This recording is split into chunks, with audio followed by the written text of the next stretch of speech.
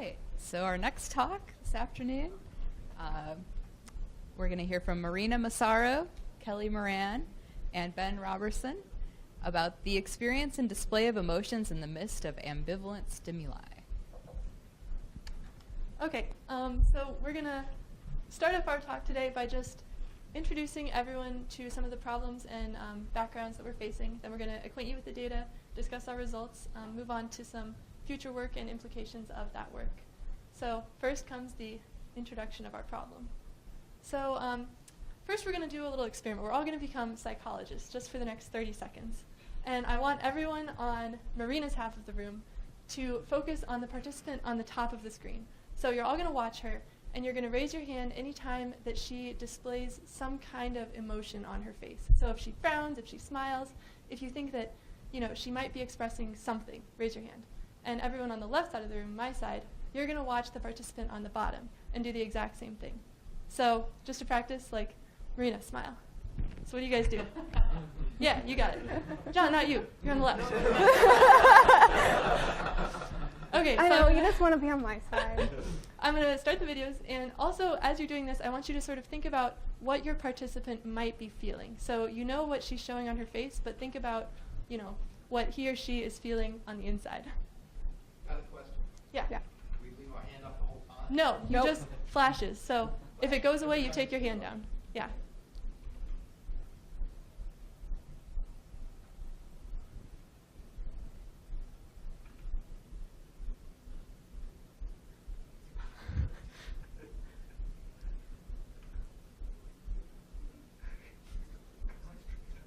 Good job, guys.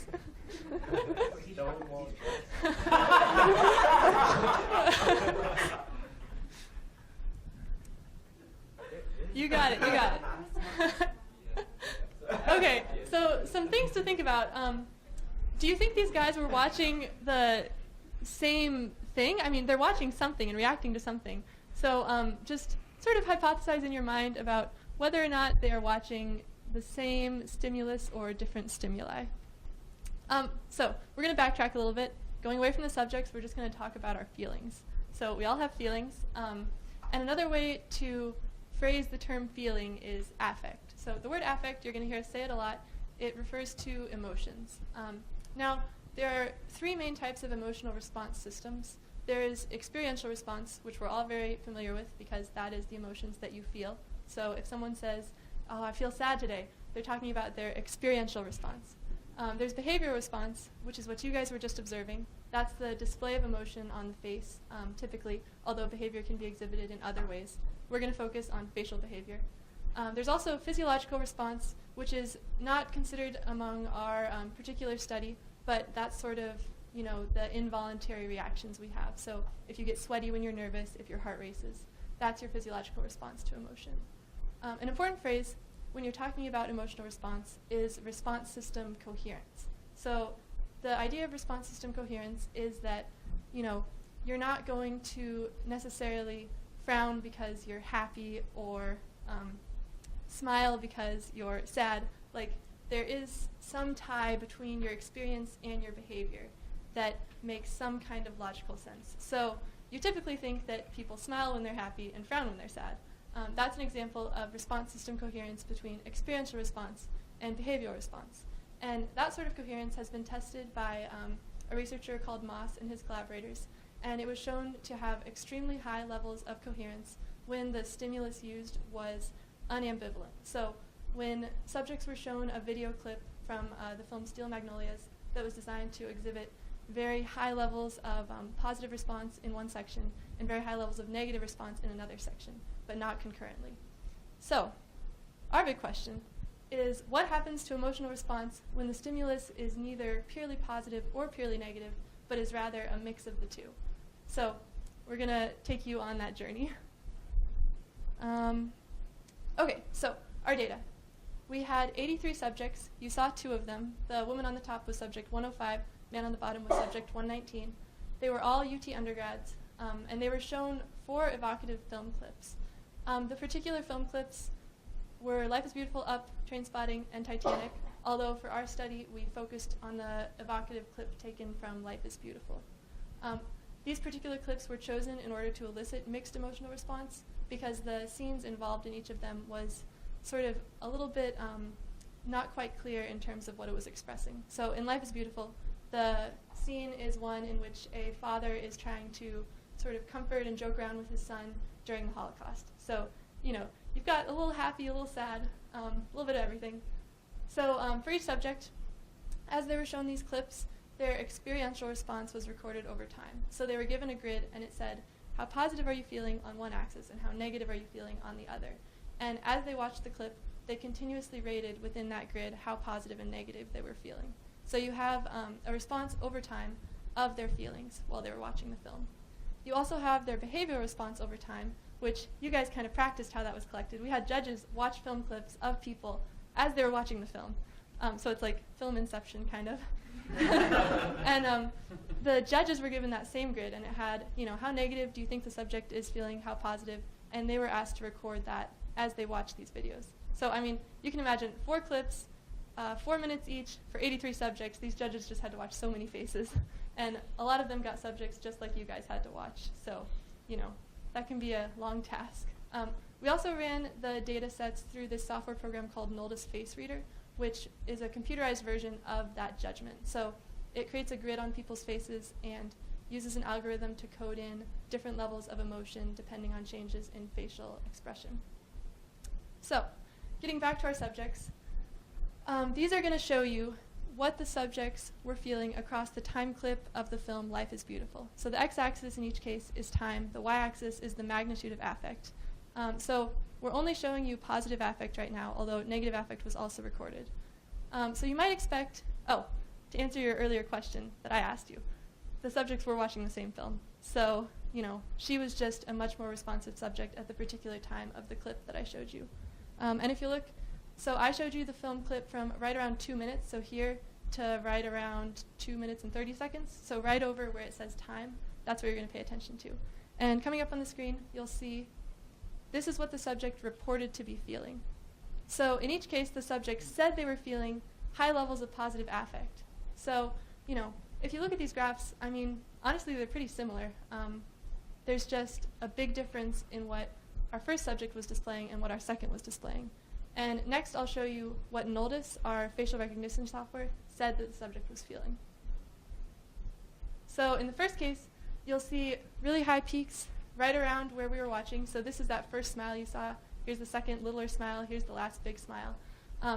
And our second subject's grid is like that. And a big problem, actually, so he does have a soul because you'll see he exhibits some happiness on his face at the very end of the film when his positive affect is reported as being very high. But throughout the middle, if you look, I mean, we had a lot of subjects where this is pretty much their entire graph. So that was one of our big challenges in this project, was sorting through all of those subjects who just weren't responding. And another big part of our project was taking what you see right here, this time series chart of emotional response, and turning that into some by-subject measure.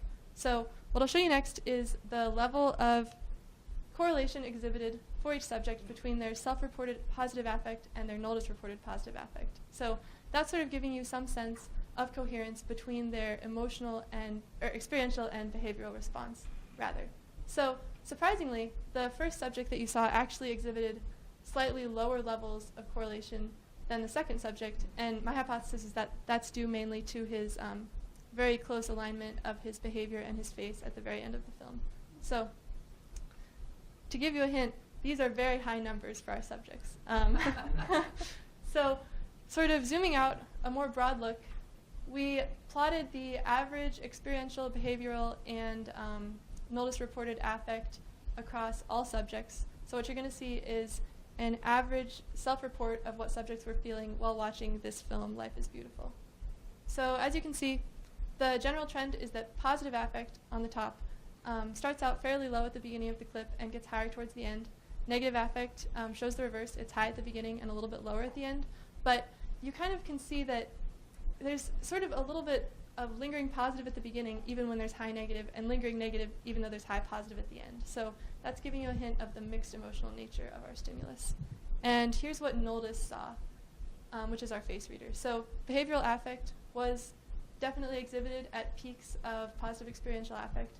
It's a little bit less clear for the negative, which will be further expanded on in our results. And here's the results for our judges. So as you can see, the judges agreed fairly closely with NIMBioS, which was our computerized software, except for Judge 102. We have this running joke that Judge 102 just is a sunshiny person and never saw negative affect anywhere. So those were one of our results. So now we're going to go into some of the more math-heavy results, not just the pretty pictures results.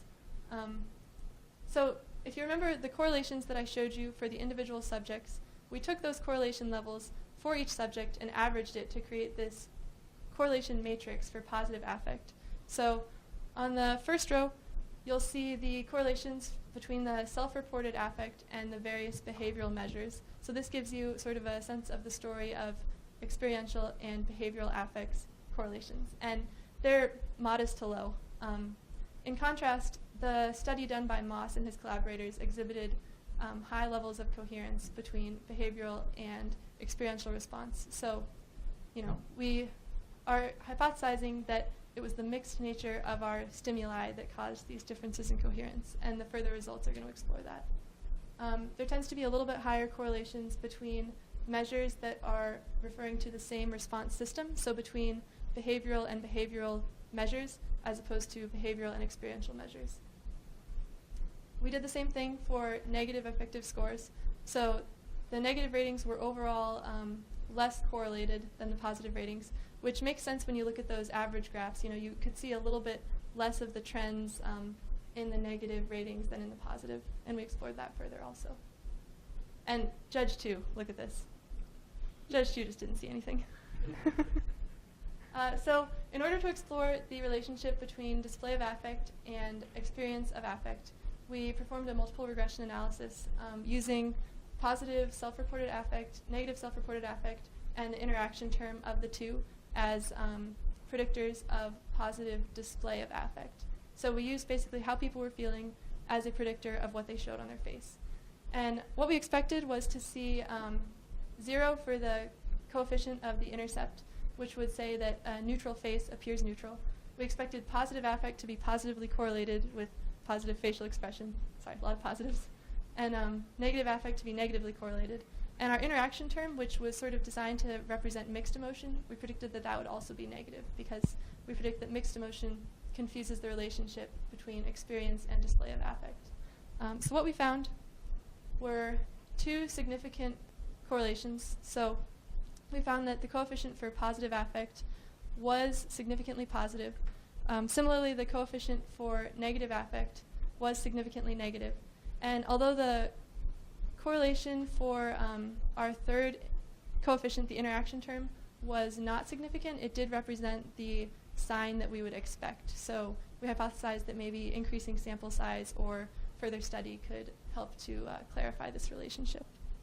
We performed a similar analysis on negative affect. So we did what we did before, except instead of examining whether people smile when they're feeling certain emotions, we examined whether they would frown when they were feeling certain emotions. And we expected similar results, and we found one significant correlation. So surprisingly, the correlation was not that negative affect that you're feeling leads to negative display of affect, but it was that the display of positive affect decreases the experience of positive affect decreases the display of negative affect. So that was our one significant correlation, although the absolute values of the numbers that we got were the sign that we expected them to be. So we expected beta 1 to be positive, and it was, and beta 3 to be negative, and it was.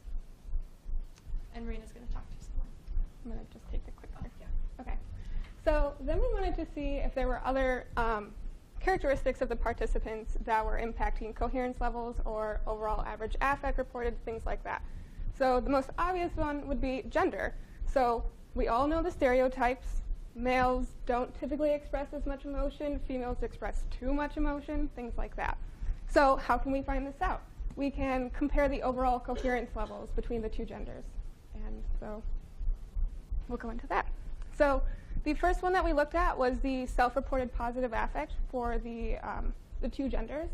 And so we just all we did was we just took an average measure of all affect each participant measured and then compared the two genders.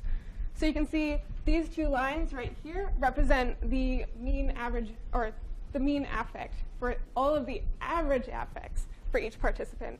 And you can see the females are reporting a little bit less, and it turns out that that is actually statistically significant, and which is a little bit contrary to conventional wisdom, but we'll talk about that in a second. So self-reports, you can see, for negative affect rather, you can see the means are a little bit closer, and this is not a statistically significant result.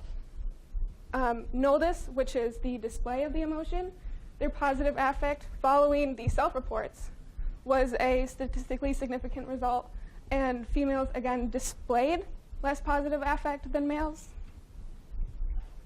And then, similar to the self-reports again, there was not a significant result or a significant difference for negative affect. So like I said, this is a little bit different than what we have all come to kind of accept. And so one theory that we had was that it was the subject of the film that caused this difference. And so, like Kelly said, the film is about a father trying to distract his son from like the grim details of being in a concentration camp. And so we feel like females might focus more on that. There's this young son, he's adorable, and he's just stuck in this horrible fate. And we think that males might actually just be focusing more on the lighthearted aspects of the film, and so therefore more likely to report positive affect.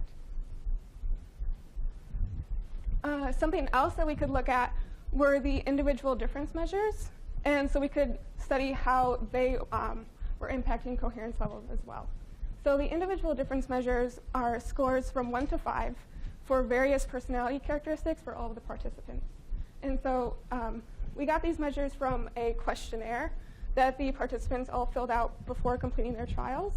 And this included scores for things like the big 5 personality traits and their attitude towards various emotions. And so, for example, one correlation that we thought would occur would be a positive correlation between affect intensity measure and both types of affect. And affect intensity measure is how intense a person experiences emotion on a day-to-day basis. And then another one is the differentiation of emotional states. And so we believe that, so this is a person's ability to distinguish between various emotions. And so again, we believe that this would be positively correlated with both types of affect.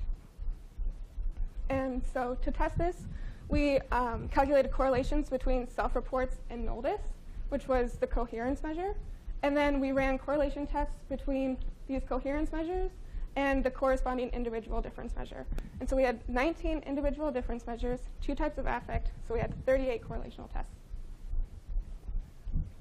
And of those 38, we had 1 significant result. And that was with differentiation of emotional states and positive affect. And so great, they were correlated, but they were actually negatively correlated. And if you recall, I just said that we thought that they would be positively correlated. So we don't really know why this happened.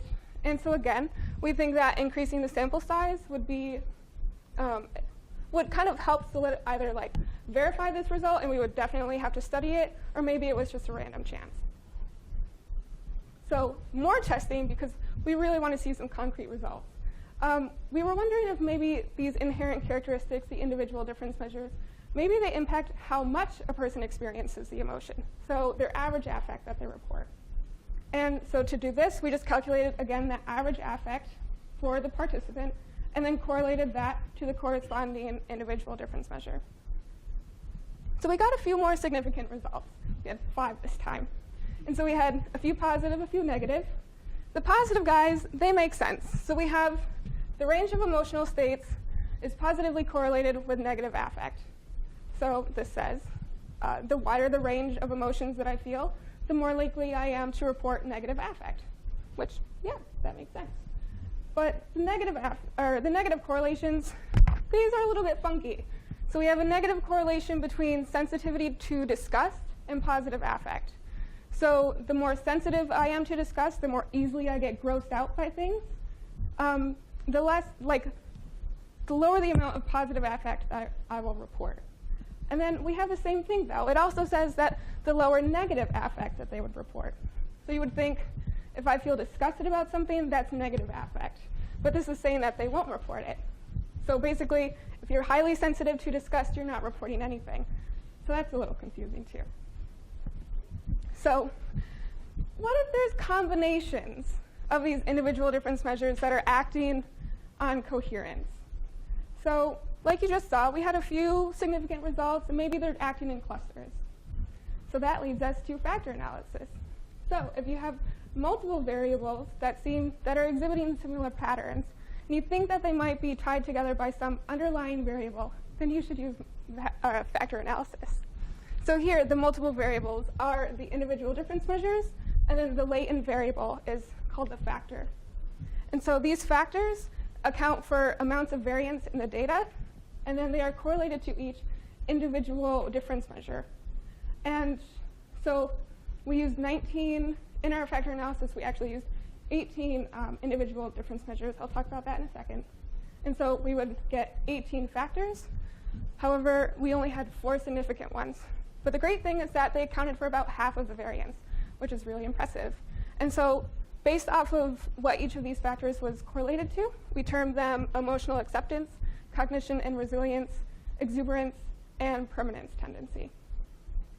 So then we thought, OK, great. We have these 4 factors. Maybe they're impacting coherence levels. We want to see how they're doing that. And so we used multiple regression again. And we used each of the 4 factors as a predictor. But unfortunately, we got no significant coefficients, and therefore an overall insignificant regression equation. So factor analysis originally seemed promising, but because of the high amount of variance that it accounted for, but it kind of led to a dead end. And so that individual difference measure that was excluded from the analysis is called emotional expressivity. And so intuitively, you would think the higher that someone scores for emotional expressivity, the more expressive they are in their face, probably the more they are going to report, and that would lead to a higher level of coherence. And so in the future, the reason we excluded it was because it was it was only half of the participants were given the questions on the questionnaire for that.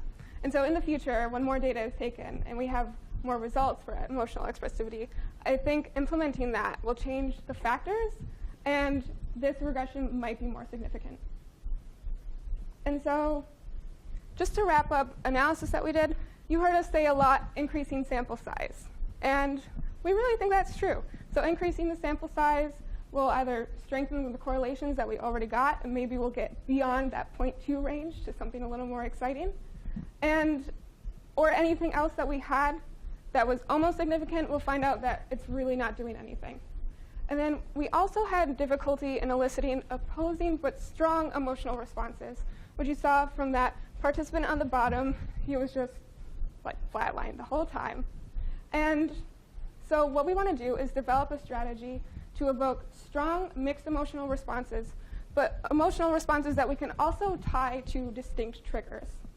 And that will lead us to Ben.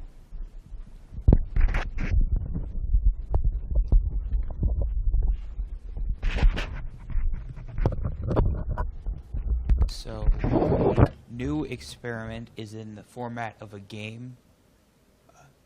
It has discrete triggers. It's clearly defined when the trigger is active and when it is not.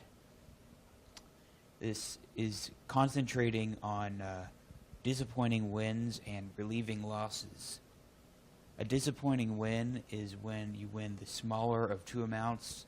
A relieving loss is when you lose the smaller of 2 amounts. Past research shows that disappointing wins and relieving losses produce mixed emotional responses.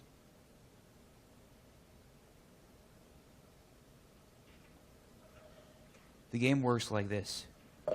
First, there's a baseline period, which there are just 12 gray spots.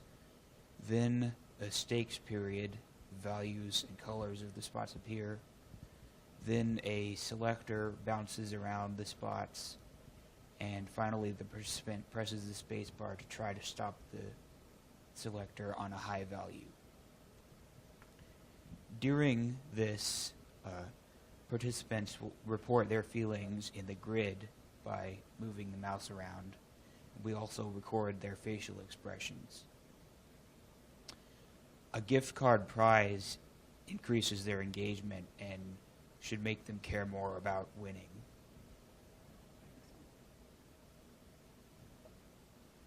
This is a participant's reaction to a disappointing win.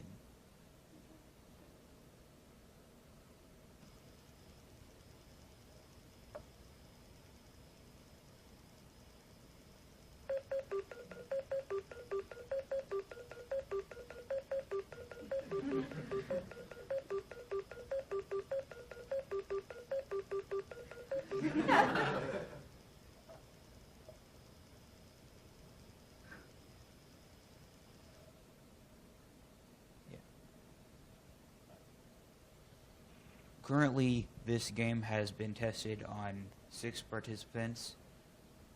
Some of them had strong facial responses, others had little variation. All of the participants reported that they were very engaged in the game, and they were really trying to get the high point values.